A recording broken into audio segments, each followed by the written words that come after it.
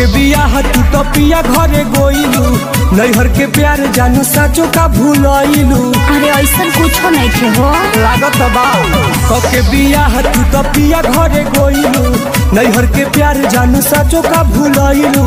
ना हो कहलू ना कैसनु ससुरारा वाला गता, बतैलू ना कैसनु ससुरारा वाला गता। भतार वाला भैनी रे मजनुआ, फोनवा करे में डरवा लागता।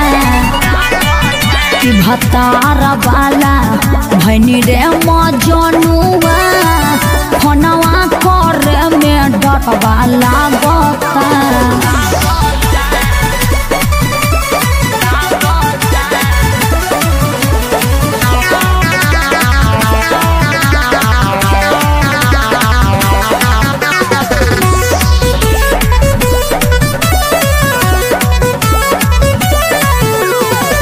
नैहर में लिहलू मजा रानी हो कुआर के, मिलते भातार भूलू गोलू काई यार के।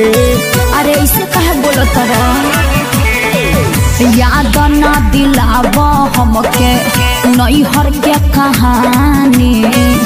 जान जई है पियाऊ तो होई बदनामी।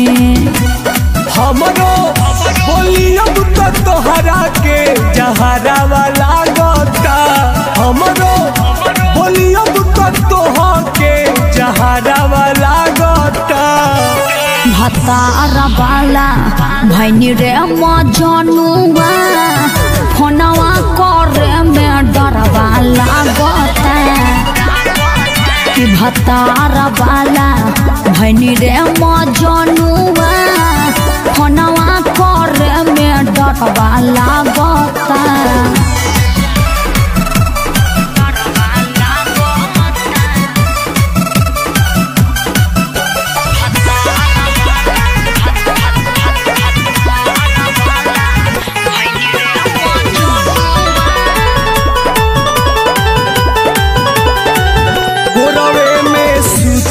तोहर हटत रहे रतिया, कैसे भूलैलू कहिल मीठी मीठी बतिया। का करती हमरो तो मजबूरी न रहे। रहनी कुमार तोहर रखत रहे मन हो, भइल बियाहवा भइनी दीपक के धन हो।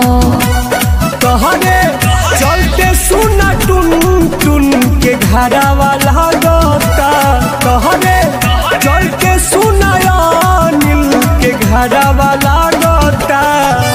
कि भतार वाला भैनी रे मजनुआ, फोनवा करे में डरवा लागता। हम भतार वाला भैनी रे मजनुआ, फोनवा करे में डरवा लागता। के बियाह तू तो पिया घरे गोइलू, नैहर के प्यार जानू साचो का भूलइलू। ना हो कहलू ना कैसनु ससुरारा वाला गता, बतैलू ना कैसनु ससुरारा वाला गता। भतार वाला भैनी रे मजनुआ, फोनवा करे में डरवा लागता। कि भतार वाला भैनी रे मजनुआ, फोनवा करे में डरवा लागता।